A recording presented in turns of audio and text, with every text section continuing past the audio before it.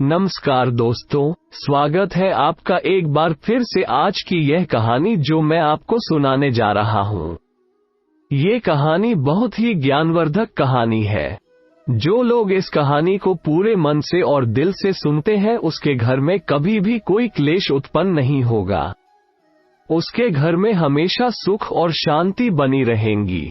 उसके घर में माता लक्ष्मी का सदा आगमन रहेगा। तो सब्सक्राइब कर लीजिए हमारे इस चैनल को ताकि नए आए वीडियो की नोटिफिकेशन सबसे पहले आप तक पहुंचेगी। आपने सुना होगा कि जिसके घर में रोज झगड़े होते हैं, रोज क्लेश होते हैं, उस घर में बरकत नहीं होती, उस घर में कभी माता लक्ष्मी का आगमन नहीं होता। और जिसके घर में सुख शांति होती है उसके घर में सुख समृद्धि का आगमन होता है और माता लक्ष्मी का निवास उसके घर पर सदा बना रहता है।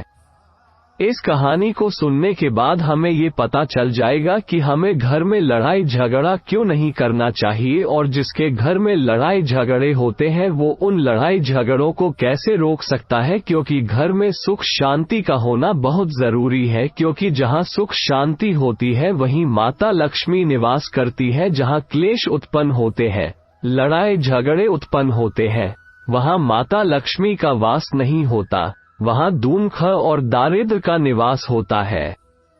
हो सके तो इस कहानी को पूरा सुने।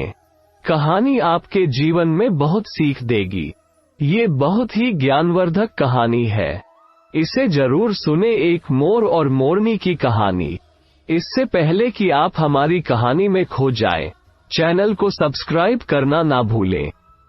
चलिए कहानी शुरू करते हैं। एक जंगल में एक मोर और मोरनी रहते थे। मोर और मोरनी बहुत हंसी खुशी जंगल में रहते थे। एक दिन मोरनी मोर से कहती है, पियाजी हमें यहाँ से चलना चाहिए। हमें वहाँ चलना चाहिए जहाँ हमारे समाज के लोग रहते हैं। काफी सारे मोर मोरनी रहते हैं, हमें वहाँ चलना चाहिए। मोर मोरनी से कहता है, प्रिय अगर हम वहाँ चलेंगे तो रोज लड़ाई झगड़े होंगे। हम दोनों यहाँ जंगल में कितना सुकून से रहते हैं, वहाँ जाने की क्या जरूरत है। लेकिन मोरनी जिद करने लगती है तो मोर भी मान जाता है। मोरनी की जिद करने पर वो दोनों उड़कर एक नगर में आ जाते। उस नगर का राजा पशु पक्षियों की भाषा को अच्छी तरह से समझता था। उस राजा ने कराओ शास्त्र की पढ़ाई की थी। कराओ शास्त्र का मतलब यही होता है कि पशु पक्षियों की भाषा को समझ पाना। वह राजा सभी प्रकार के पशु पक्षियों की आवाज को समझ पाता था। हर जीव जंतु की आवाज को वह बखूबी समझकर था कि वह क्या कह रहा है। दोनों मोर और मोरनी उसी नगर में आ जाते हैं। एक दिन की बात है। राजा अपनी रानी से कहता है कि है रानी, मुझे बहुत तगड़ी भूख लगी है, आप मुझे भोजन खिला दीजिए। राजा की रानी 36 प्रकार के भोजन बना करके एक हाथ में पानी का लोटा और दूसरे हाथ में खाने की थाली लेकर राजा के पास पहुंचती है। रानी जैसे ही भोजन का थाली राजा के सामने रखती है तो एक चावल का टुकड़ा नीचे गिर जाता है। वहीं पर कुछ चींटियां घूम रही थी। तभी एक चींटी चावल के टुकड़े लेकर वहां से जाने लगती है। राजा बैठा सब घटना को देख रहा था। उस चींटी के पास में तुरंत ही एक बड़ा चिंता आता है और वह चिंता उस चींटी से कहता है, हे प्रिय, यह चावल का टुकड़ा मुझे दे दीजिए और तुम वापस जाओ और उस राजा की थाली से दूसरा चावल का टुकड़ा लेकर आओ। उनकी बातों को राजा पूरी तरह से सुन रहा था, क्योंकि राजा हर जानवर, पशु और पंछी की भाषा को समझ सकता था। तो राजा वहीं बैठा रहा था। जब चिंता चींटी से यह बात कह रहा है कि नहीं, मैं नहीं जाऊंगी, अगर यह बात राजा को पता चल जाएगी तो राजा मुझे मार देगा। फिर चिंता चींटी से कहता है कि तुम जाओ, राजा को नहीं पता चलेगा। चींटी फिर जाने की कोशिश तो करती है, लेकिन फिर आधे रास्ते से वापस चली आती है और चिंता से कहती है, नहीं, मैं नहीं जाऊंगी, हो सकता है राजा को पता चल जाए और राजा मुझे मार देगा। राजा उन दोनों को देख रहा था। चिंता को इस बात का भान हो जाता है कि राजा हमारी बात को समझ रहा है। चिंता फिर चींटी से कहता है, देखो, लगता है राजा हमारी बात को समझ रहा है। राजा ने हमारी बातों को सुन लिया है, इसीलिए वो हमें ही देख रहा है। चिंता चींटी से कहता है, अगर राजा ने हमारी बातों को सुन लिया है और राजा किसी और को बताया तो उसी समय पत्थर का बन जाएगा। राजा चिंता और चींटी की बात को बखूबी सुन लेता है और समझ लेता है। राजा इस बात को सुनकर हंसने लगता है। जैसे ही राजा को हंसी आने लगती है, राजा की रानी रसोई से बाहर आती है।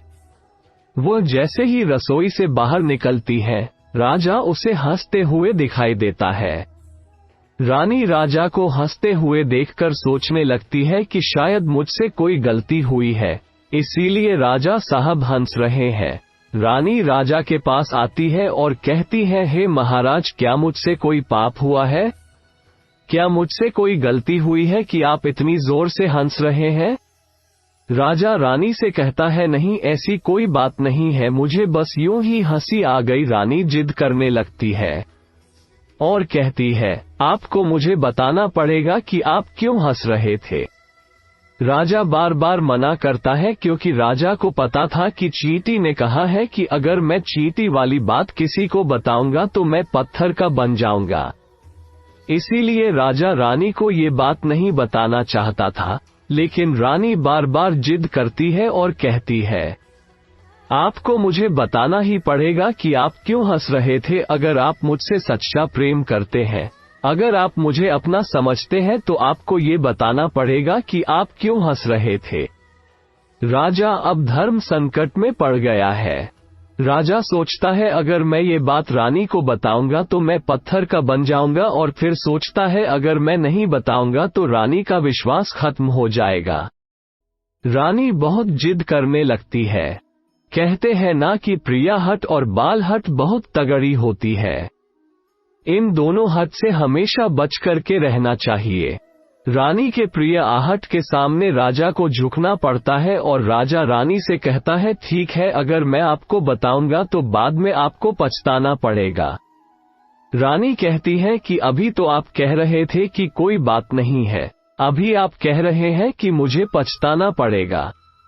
रानी कहती है कि जरूर कोई तगड़ी बात है, और रानी और ज्यादा जिद करने लगती है। तब राजा कहता है कि तब ठीक है, अगर आप नहीं मान रही है तो चलिए मैं किसी जंगल में आपको एक बात बताऊंगा। राजा रानी रथ पर सवार होकर के जंगल के लिए निकल जाते हैं। जैसे वो घोर जंगल में पहुंच जाते हैं, तब राजा सारी बात रानी को सुनाने लगता है। जैसे ही राजा थोड़ी थोड़ी बात रानी को सुनाते गया, वैसे वैसे वो भी धीरे धीरे पत्थर का बनता गया। जैसे राजा ने आधी बात रानी को सुनाई, वो भी आधा पत्थर का हो गया। राजा फिर रानी से कहता है, हे रानी, मैं धीरे धीरे पत्थर का बनता जा रहा हूँ, तुम बाद में बहुत पछताओगी। रानी कहती है, हे राजा साहब, हे महाराज, थोड़ी सी बात बची है, आप उसे भी सुना दीजिए। राजा पूरी बात बता देता है और राजा पूरा पत्थर का बन जाता है। रानी की इस जिद के कारण राजा पूरा पत्थर का बन जाता है। रानी रोने लगती है और रानी उस पत्थर को हिलाने की कोशिश करती है, लेकिन भारी भरकम पत्थर कैसे हिल पाती, क्योंकि राजा बहुत ही भारी था। राजा पत्थर का बन जाता है और उधर रानी सर पटक कर रोती है, छाती पीटती है, विलाप करती है और किसी जीव जंतु से सहायता के लिए गुहार करती है। इन सब कहानी को मोर और मोरनी बखूबी देख रहे थे, अपनी आंखों से देख रहे थे। रानी के विलाप को देखकर मोर मोरनी को दया आ जाती है। मोर मोरनी से कहता है, ये होता है प्रिय हट, अपनी इसी प्रिय हट की वजह से हम उस जंगल में कितना खुशी खुशी रहे थे और यहाँ चले आए। मोरनी मोर से कहती है कि प्रिय रानी बहुत दुखी हो रही है, हमें इसकी सहायता जरूर करनी चाहिए। यह इतना विलाप कर रही है, इसकी ज्यादा तो सहायता हम नहीं कर सकते, लेकिन कम से कम इसको धीरज तो दे ही सकते हैं, यानी उसको विश्वास तो हम दिला ही सकते हैं।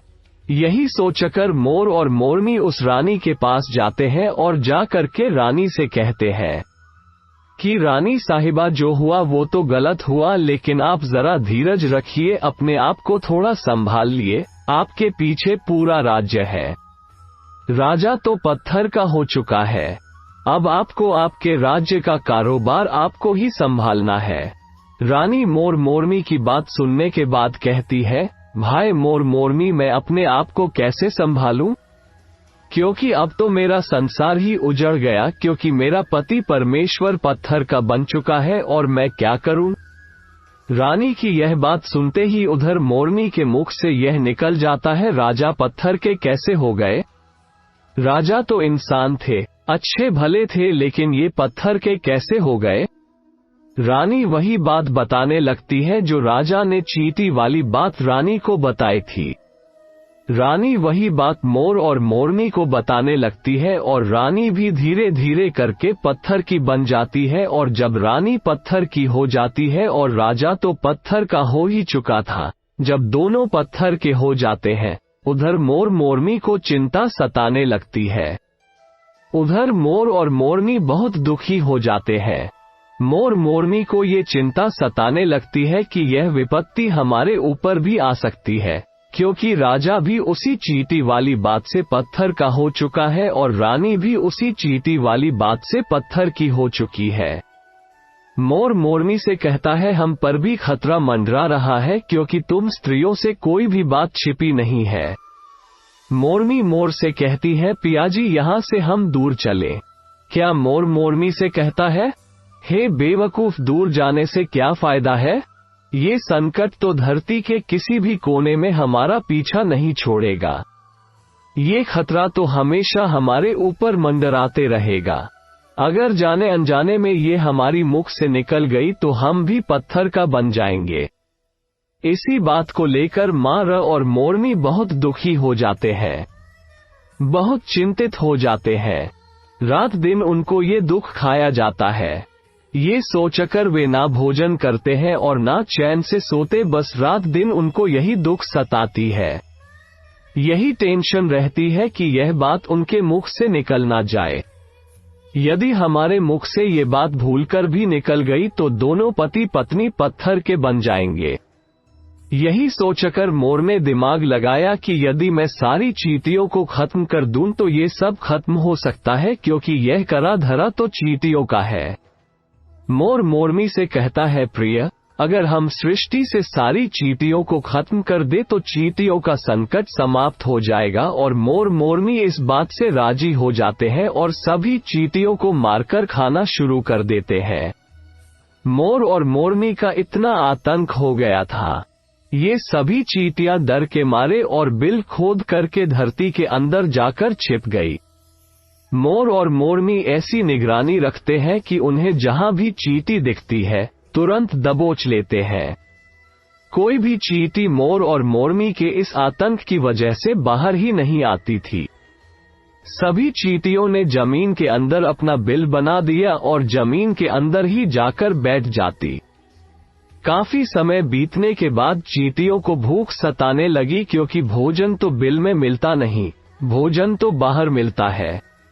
जैसे ही भोजन लेने के लिए चींटी बाहर आती, मोर उसे दबोच लेता है और उसे जान से मार देता। एक चींटी और एक चीता बिल के अंदर भोजन के लिए तड़पते हुए श्री हरि विष्णु का जोरदार भजन करने लगे।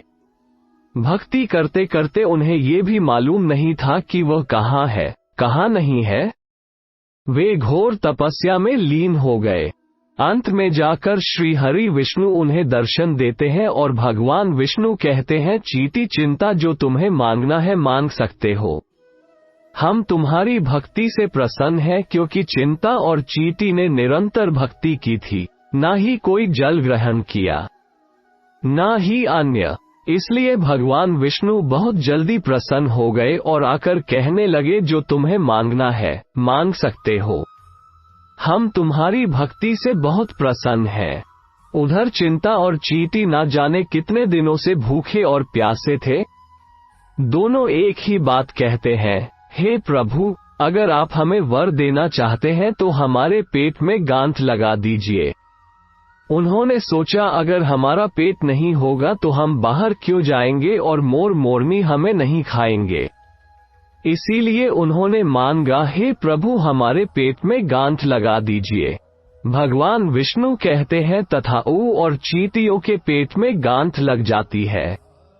आज भी उन चींटियों के पेट में गांठ लगी हुई है। चींटियों का पेट नहीं होता। फिर चिंता और चींटी भगवान विष्णु से कहते हैं, प्रभु हमारे पेट में तो गांठ लग गई है, लेकिन अभी भी हमें मोर और मोरनी से खतरा है। मोर और मोरनी हमारे इंतजार में अभी भी ऊपर जमीन पर बैठे हैं और जैसे ही वे लोग हमें देखेंगे वो हमें मार देंगे। भगवान विष्णु मोर से कहते हैं, हे मोर तुम चींटियों का शिकार करना बंद कर दो, इसमें चींटियों का कोई दोष नहीं है। जो दोषी था वो राजा था, क्योंकि राजा ने कराव शास्त्र की पढ़ाई की थी। इसीलिए वो सभी जीव जंतु की भाषा को समझने में सक्षम था। उसके साथ साथ वह जिन भाषा को समझता था उनका रूप बदलने में भी सक्षम था। उसके साथ साथ वह जिन भाषा को समझता था उनका रूप बदलने में भी सक्षम था। पशु पक्षियों का वह रूप धारण किया करता था और जब वह राजा रूप धारण करता था उन पक्षियों के साथ संभोग भी किया करता था, और जब वह पशु पक्षी गर्भधारण करते थे सुबह उन्हें छोड़कर के इंसान बन जाता था और फिर ऐसी पशु पक्षियों पर वह जोर से हंसता था। इसकी ऐसी मूर्खता के कारण ही आज ये राजा पत्थर का बना पड़ा है। मोर कहता है, हे प्रभु उनकी पत्नी का उनकी रानी का क्या दोष है। श्री हरि विष्णु कहते हैं कि उनकी पत्नी भी उनके इस पाप में भागीदारी है, क्योंकि उनकी पत्नी अगर उनको रोकती तो वह इतना बड़ा पाप नहीं करता। इसीलिए उनकी रानी भी इस पाप की भागीदारी है, इसलिए आज वो भी पत्थर की बन चुकी है। श्री हरि के समझाने के बाद मोर उनसे कहता है, हे प्रभु पर इस बात को हम किसी और से कहेंगे जो कि रानी ने हमें सुनाई है, तो क्या हम पत्थर के बन जाएंगे। श्री हरि विष्णु कहते हैं कि तुम्हारा ये श्राप अब समाप्त हो चुका है। तुम्हें किसी से कहने पर कोई फर्क नहीं पड़ेगा। आप किसी से भी कह सकते हैं, तुम्हारे ऊपर से खतरा टल चुका है। मोर और मोरनी बड़े प्रसन्न हो जाते हैं। उनकी खुशी का कोई ठिकाना नहीं था। श्रीहरि विष्णु अंतर्ध्यान हो जाते हैं और चले जाते हैं, और इधर मोर मोरनी का खुशी का कोई ठिकाना नहीं था। अगर किसी जानवर को, किसी पशु को खुशी होती है तो वह झूमने लगता है, नाचने लगता है। यही बात मोर के साथ हुआ। मोर को जब ये पता चला कि उनके ऊपर से खतरा टल चुका है तो वो खुशी में नाचने लगा, जोरदार नाचने लगा। उसकी खुशी का कोई ठिकाना नहीं था। वह खुशी के मारे पागल हो रहा था। फिर जैसे ही मोर खुशी के मारे अपने पैरों के नीचे देखता है कि फटे बदसूरत पैर मोर के बने हुए थे, मोर अपने पैरों को देखकर रोने लगता है। मोर सोचने लगता है कि पहले मेरे पैर इतने सुंदर थे, लेकिन आज इतने फटे और गंदे कैसे हैं। मेरा पूरा बदन सुंदर है, लेकिन मेरे पैर इतने फटे और बदसूरत कैसे हैं। मोर के पैरों के फटने का कारण चींटी खाना था, क्योंकि उसने बहुत सारी चींटियां मार मार कर खा गई थी और मोरनी भी उन्हें खा गई थी, इसीलिए उनके पैर फट गए थे। आज भी कोई इंसान अगर चींटी खाता है तो उसके शरीर में छोटे छोटे दाने पड़ जाते हैं। यदि आप ज्यादा मात्रा में चींटी खाओगे तो आपका बदन भी फटने लगेगा। सांप केंचुली क्यों छोड़ता है? क्योंकि सांप चींटी खाता है और इसीलिए उसके शरीर में फट जाता है, अलग हो जाते हैं। इसी तरह मोर के पैर फट गए थे और वे बदसूरत हो गए थे। इसलिए मोर अपने पैरों को देखकर जोर जोर से रोने लगा। मोरनी मोर को धीरज रखवाती है और कहती है, जो हुआ वह तो हो गया, रोने से क्या होगा। मोर नाचता और जोर जोर से रोता है, इसलिए उसकी आंखों से आंसू की धारा बह रहे थे। मोरनी मोर को धीरज रखवाती है और उसके आंसुओं को नीचे गिरने से रोकती, लेकिन रोक नहीं पाती। मोरनी के हाथ तो है नहीं, लेकिन अपनी चोंच से एक एक आंसू को उठाती और अपने मुख में रखने की कोशिश करती, लेकिन कितना अपने मुख में रखती सीधे मोरनी के पेट में चले जाते। इस तरीके से हर बार मोरनी मोर के आंसुओं को रोकती और मोर नाचता और खूब जोर जोर से रोता। मोर के आंसुओं को देखकर और मोरनी के प्यार को देखकर भगवान श्रीहरि फिर से दर्शन देते हैं और मोरनी को आशीर्वाद देते हैं और कहते हैं कि तुम्हारा प्रेम ऐसे ही सदा बने रहे। इस आशीर्वाद के वजह से अब इसे आशीर्वाद समझिए या श्राप। इसकी वजह से मोर कभी संभोग नहीं कर पाता, क्योंकि मोर जब नाचता है तो उसकी आंखों से आंसू गिरते हैं और उन आंसुओं को मोरनी चुकती है और उसी आंसुओं के कारण मोरनी गर्भवती हो जाती है। भगवान श्रीहरि मोर और मोरनी को आशीर्वाद देते हैं और कहते हैं कि तुम्हारी भक्ति धन्य है और तुम धन्य हो। एक समय ऐसा भी आएगा कि तुम्हारे पंख को मुकुट बनाकर धारण करेंगे। इसलिए कहते हैं श्री कृष्ण के रूप में श्रीहरि धरती पर आते हैं तो वह मोर का पंख अपने मुकुट में धारण करते हैं। इस कहानी में बस इतना ही और हम आशा करते हैं कि इस कहानी से आपको बहुत कुछ सीखने को मिला होगा।